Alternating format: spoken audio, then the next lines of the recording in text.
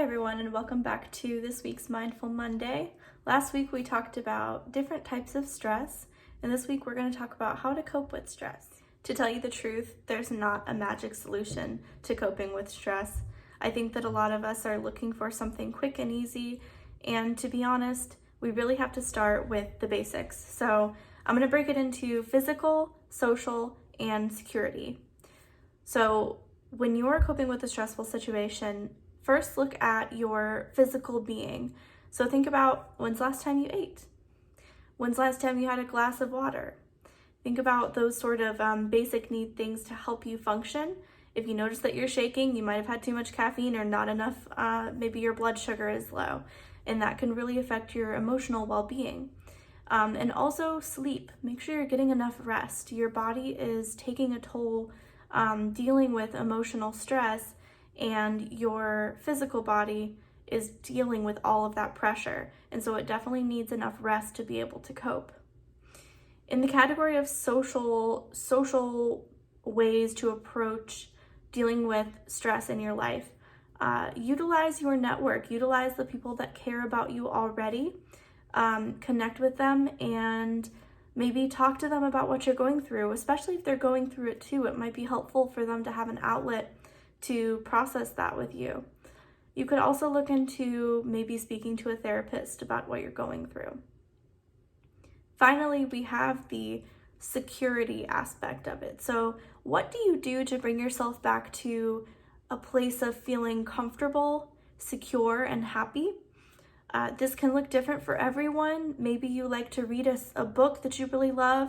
Maybe there's a TV show that always makes you feel like very homey, very comfortable, a certain blanket, whatever it takes. I know that sounds childish, but stress is a very stressful, intense event on your physical body.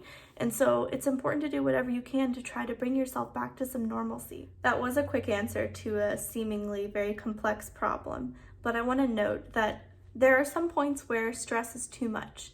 So if you're noticing that you are experiencing stress that impacts your ability to socialize with other people, to function in your day-to-day life, this is when you really want to get a professional involved. This is what they're for. And so if you're noticing that these things that your stress is manifesting in your day-to-day life and preventing you from being able to cope with everyday life, if you're finding it hard to get out of bed every day, those are very real and valid experiences. It doesn't mean that you're weak. It just means that you need help.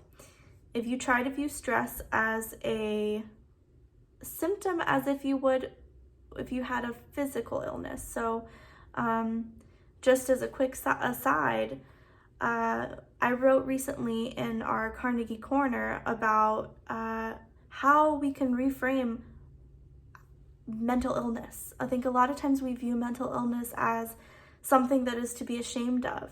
But I made the comparison that you would never feel embarrassed if you had a stuffed nose. Some of us have a stuffed nose right now because we're in the middle of allergy season.